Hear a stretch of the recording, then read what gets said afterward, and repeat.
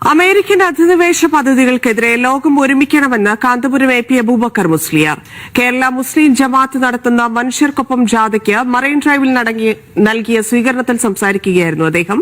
സ്വീകരണ യോഗത്തിന് മുൻപ് സയ്യിദ് ഇബ്രാഹിം ഉൽ ഖലീൽ ബുഖാരി പൌരപ്രമുഖരുമായി സംവദിച്ചു.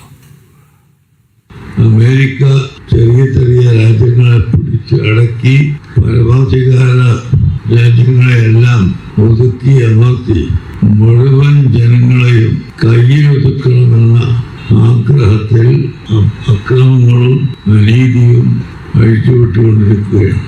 കേരള മുസ്ലിം ജമാഅത്തിന്റെ സാന്ത്വന കർമ്മ പദ്ധതികളുടെ പ്രഖ്യാപനവും സമ്മേളനത്തിൽ നടത്തി.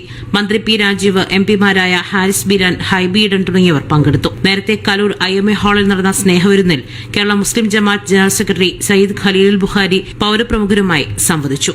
കൊച്ചി കോർപ്പറേഷന്റെ തിരുത്തി ഭവനരഹിതർക്കായി നിർമ്മിച്ച 394 ഫ്ളാറ്റുകൾ ഉദ്ഘാടനം ചെയ്തെങ്കിലും ഉപഭോക്താക്കളുടെ കയ്യിലെത്തിയിട്ടില്ല. എത്രയും പെട്ടെന്ന് കയ്യിലെത്തിക്കണം. കൊച്ചിയിലെ വായു മലിനീകരണ തോത് ശരിക്ക് നിയന്ത്രിക്കേണ്ട അവസ്ഥയിലാണ്. കൊച്ചിയിലേക്ക് പഠനത്തിനും തൊഴിലുമായി വരുന്ന ധാരാളം വിദേശ വിദ്യാർത്ഥികൾക്ക് അതർ സ്റ്റേറ്റിലെ കുട്ടികൾക്ക് താമസ സൗകര്യം പര്യാപ്തമാകുന്നില്ല. വണ്ടൂർ അബ്ദുറഹ്മാൻ ഫൈസി, പേരോട് അബ്ദുറഹ്മാൻ സഖാഫി തുടങ്ങിയവരും സ്നേഹവിരുന്നിൽ പങ്കെടുത്തു. മീഡിയ 1 കൊച്ചി.